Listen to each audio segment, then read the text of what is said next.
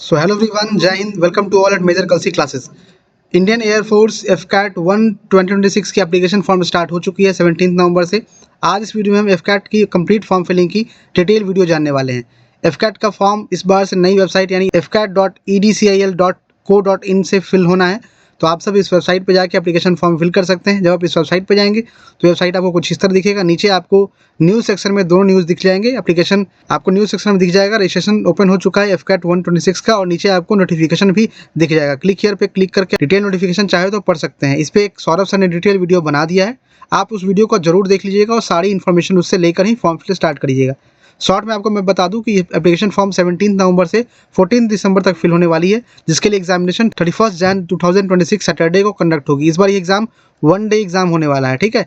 Vacancy 340 है, सभी category में वैकेंसी आई है, परमानेंट कैटेगरी में भी है और शॉर्ट सर्विस कमीशन के लिए भी वैकेंसी आई हुई है। अगर जल्दी से मैं शॉर्ट में आपको एज लिमिट बता दूँ तो फ्लाइंग ब्रांच के लिए एज लिमिट 2 जनवरी 2003 से 1 जनवरी 2007 है, और ग्राउंड ड्यूटी के लिए 2 जनवरी 2001 से 1 जनवरी 2007 है। ये दोनों एज लिमिट वाले कैंडिडेट्स फ्लाइंग ब्रांच और ग्राउंड ड्यूटी के लिए फॉर्म अप्लाई कर सकते हैं। चलिए अब चलते हैं एप्लीकेशन फॉर्म फिलिंग की पूरी प्रोसेस आपको समझाता हूँ।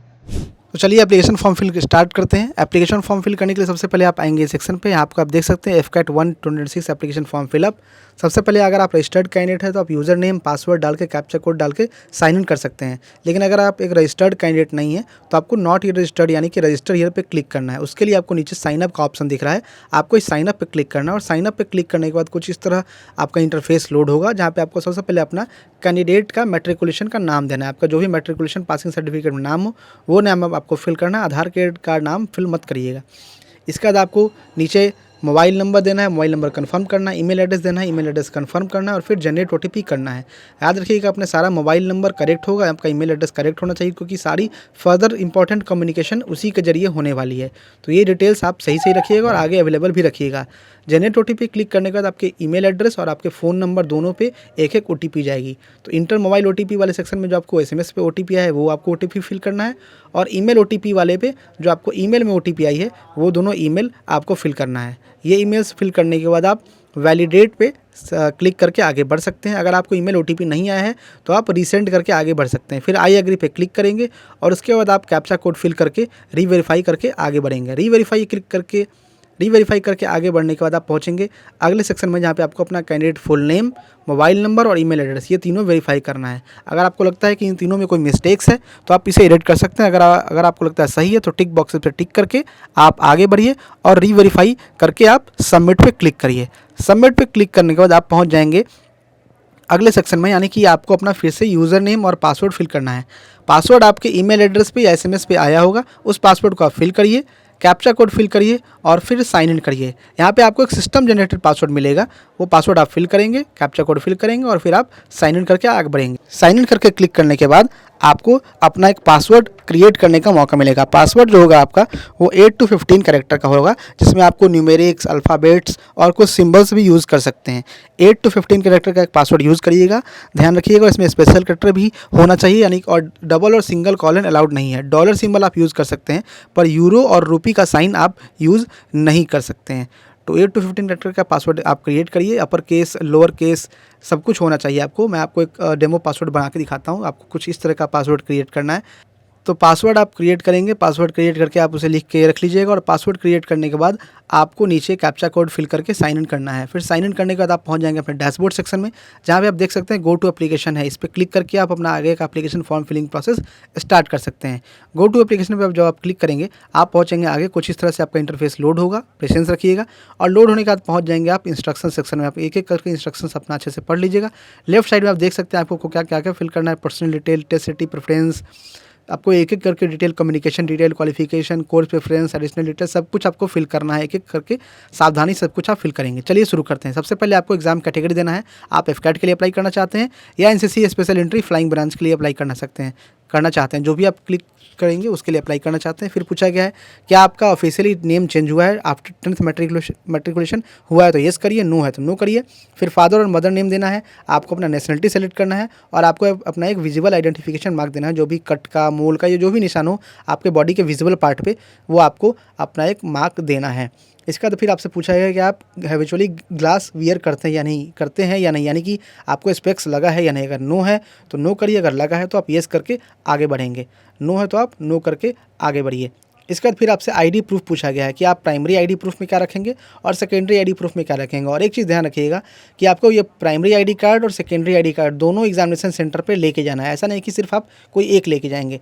प्राइमरी आईडी कार्ड में आपको इन सब में से जो एक रखना है, आधार कार्ड रखना है तो आप आधार कार्ड का लास्ट 4 डिजिट नंबर आपको यहाँ पे फिल करना है। और सेकेंडरी आईडी प्रूफ में आप कुछ भी रख सकते हैं, driving licence, PAN card, passport, voter ID card, class 10th का मार्कशीट विद फोटोग्राफ, जो भी आपके पास है अवेलेबल, आप उसका डिटेल देके आप सर्टिफिकेट नंबर दीजिए। और सर्टिफिकेट नंबर देने के बाद आपका सेकेंडरी आईडी सर्टिफिकेट भी फिल हो जाएगा और आपको ये दोनों लेके जाना है। फिर पूछा गया है कि आपने कभी CPSS पास किया है या फेल हुए हैं या आप अपीयर ही नहीं हुए हैं, इन तीनों में से जो कैटेगरी में आप फिल करते हैं वो आप डालिए। फिर पूछा गया है कि आपके पास DGCA से करंट कमर्शियल पायलट लाइसेंस है या नहीं। यस है तो यस करिए, नो है तो नो करिए। क्या आपने कभी IF में एयरमैन के पोस्ट पे सर्व किया है, नो है तो नो, यस है तो यस। NCC एयर विंग की सर्टिफिकेट है या नहीं। फिर आपको अपना जेंडर सेलेक्ट करना है, मैरिटल स्टेटस सेलेक्ट करना है, अनमैरिड, और फिर आपको डेट ऑफ बर्थ सेलेक्ट करना है। डेट ऑफ बर्थ मैंने क्राइटेरिया आपको स्टार्टिंग में ही नोटिफिकेशन में समझा दिया था, तो ये नोटिफिकेशन आपको डेट ऑफ बर्थ सेलेक्ट करना है। फिर आपसे पूछा गया है 5 स्टेट और 5 सिटी का प्रेफरेंस, यानी कि आप किस स्टेट में किस सिटी में एग्जाम देना चाहते हैं। तो अपने नज़दीकी स्टेट और सिटी को सेलेक्ट करिएगा। 5 स्टेट और सिटी आपको सेलेक्ट करने के बाद नीचे 7 नेक्स्ट करना है।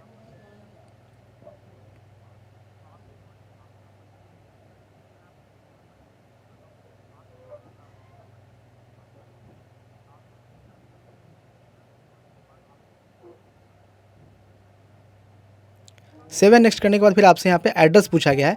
आपको अपना कॉरेस्पॉन्डेंस एड्रेस और परमानेंट एड्रेस देना है। एड्रेस आपका फुल एड्रेस होगा, आपको अपना एड्रेस दीजिए। किस कंट्री में रहते हैं आप, इंडिया, वो सेलेक्ट करिए। किस स्टेट में रहते हैं वो स्टेट सेलेक्ट करिए।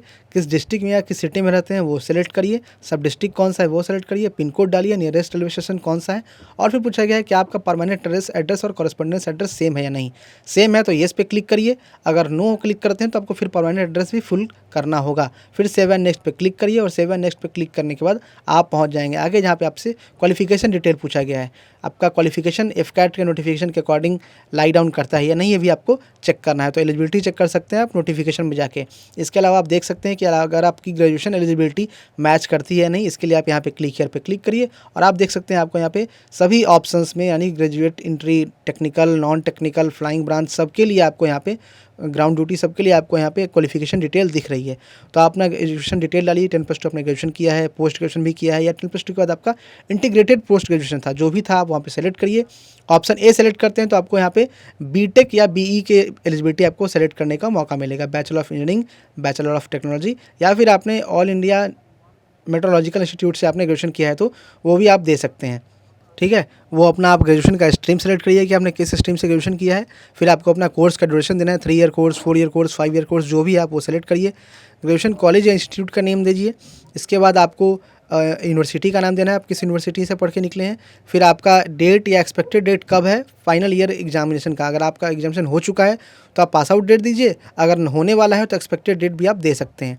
इसके बाद आपको यहाँ पे अपना ग्रेजुएट का ग्रॉस परसेंटेज देना है। ठीक है, यानी कि सभी मार्क्स को मिला के आपके जो भी परसेंटेज आए हैं वो आपको फिल करना है। ग्रेजुएट परसेंटेज देने के बाद फिर आपसे पूछा गया है कि आपके पास करंटली बैकलॉग है या नहीं। अगर येस है बैकलॉग में तो येस करिए, नो है तो नो करिए। नो करने के बाद आप नीचे स्क्रॉल करेंगे जहाँ से पूछा गया है क्लास 12th के मार्क्स की डिटेल, यानी कि 12th में आपके ग्रॉस परसेंटेज कितने हैं, फिर फिजिक्स के परसेंटेज कितने हैं और मैथ्स के परसेंटेज कितने हैं। ये दोनों में स्पेसिफिकली सब्जेक्ट वाइज है और एक ग्रॉस परसेंटेज आपको देना है। अगर आपका परसेंटेज नहीं है तो सिंपल आप 0 कर सकते हैं। अगर परसेंटेज जो भी परसेंटेज है तो आप परसेंटेज फिल करिए और फिर आप सेव एंड नेक्स्ट पे क्लिक करिए। सेव एंड नेक्स्ट पे क्लिक करने के बाद आप पहुंच जाएंगे अगले सेक्शन में, जहां पे आप देख सकते हैं जो भी तो ग्रीन हो चुका है वो आपका एप्लीकेशन का सेक्शन कंप्लीट हो चुका है, फॉर्म फिलिंग। अब आपको यहाँ पे कोर्स दिख रहा होगा। ये कोर्स जो आपने एजुकेशन क्वालिफिकेशन दिया है उसके अकॉर्डिंग आपको यहाँ पे प्रेफरेंस आपको भेजा गया है कि आप इस प्रेफरेंस के लिए एलिजिबल हैं, अपना प्रेफरेंस सेलेक्ट कर लीजिए। तो आप अपने अकॉर्डिंग, अपने सुविधा के अकॉर्डिंग या अपनी इच्छा के अकॉर्डिंग अपना प्रेफरेंस सेलेक्ट कर लीजिए। और फिर प्रेफरेंस सेलेक्ट करने के बाद आप सेव एंड नेक्स्ट कर सकते हैं। प्रेफरेंस का ध्यान रखिएगा कि मेरिट लिस्ट में इसका बेहद मेजर रोल रहता है। फिर पूछा गया आपकी क्या आप कभी AFSP SSB में अपीयर हुए हैं या नहीं, आपको इस वैकेंसी के बारे में कहाँ से पता चला, आपने क्वालिफाई किया है या नहीं गेट एग्जाम। अगर किया है तो क्वालिफाइंग ईयर, स्कोर और कहाँ से आप ये फॉर्म फिल कर रहे हैं, आपको अपना डिस्ट्रिक्ट का नाम यहाँ पे फिल करना है। ठीक है, फिर सेव एंड नेक्स्ट करना है। सेव एंड नेक्स्ट करने के बाद आप पहुँच जाएंगे अगले सेक्शन में, जहाँ पे आपको अपना फ़ोटो, सिग्नेचर, थंब इम्प्रेशन सब अपलोड करना है। आपको ध्यान रखना है 2 फोटो आपका अपलोड होगा। पहला फोटो होगा वो लाइव कैप्चर होगा वेबकैम के जरिए, और दूसरा फोटो आपका passport size colour photograph upload होना चाहिए, और वो फोटो आपका 100 KB से 200 KB के बीच में होना चाहिए, ओनली JPG फॉर्मेट में। सिग्नेचर आपका 80 KB से 150 KB के बीच में होगा, और थंब इम्प्रेशन आपका 50 KB से 100 KB के बीच में होगा। मेल्स को लेफ्ट हैंड थंब इम्प्रेशन देना है और फीमेल को राइट हैंड थंब इम्प्रेशन देना है। इसके बाद आप एक एक करके अपना फोटोग्राफ लाइव कैप्चर करने के लिए आपको सबसे पहले वाइट बैकग्राउंड में रखना है खुद को। फोटोग्राफ आपका क्लियर होना चाहिए, ब्लडी फोटो नहीं रखिएगा, फेस, नाक, आँख, कान सब कुछ क्लियरली विजिबल हो। और फिर लाइव कैप्चर होने के बाद आपको अपना एक फोटोग्राफ भी अपलोड करना है जो 100 KB से 200 KB के बीच में होना चाहिए, और 3 मंथ ओल्ड नहीं होना चाहिए। बैकग्राउंड इसका वाइट होगा। फिर आप इसे क्लोज़ करके आगे बढ़ेंगे। क्लोज़ करने के बाद आगे बढ़ेंगे तो आपको अपने यहाँ पे आप सिग्नेचर अपलोड करना है। सिग्नेचर अपलोड करने के लिए 80 KB से 150 KB के बीच में आपका फाइल होना चाहिए। सिग्नेचर अपलोड करिए, और फिर सिग्नेचर अपलोड करने के बाद आप उसे एक बार व्यू करके देख भी सकते हैं कि आपका सिग्नेचर सही अपलोड हुआ है या नहीं, कटा उटा तो नहीं है। फिर आपको यहाँ पे थंब इम्प्रेशन अपलोड करना है। याद रखिएगा मेल्स के लिए लेफ्ट हैंड है और फीमेल्स के लिए राइट हैंड है। ये थंब इम्प्रेशन अपलोड करने के बाद आपको पेमेंट करने का मौका मिल रहा है।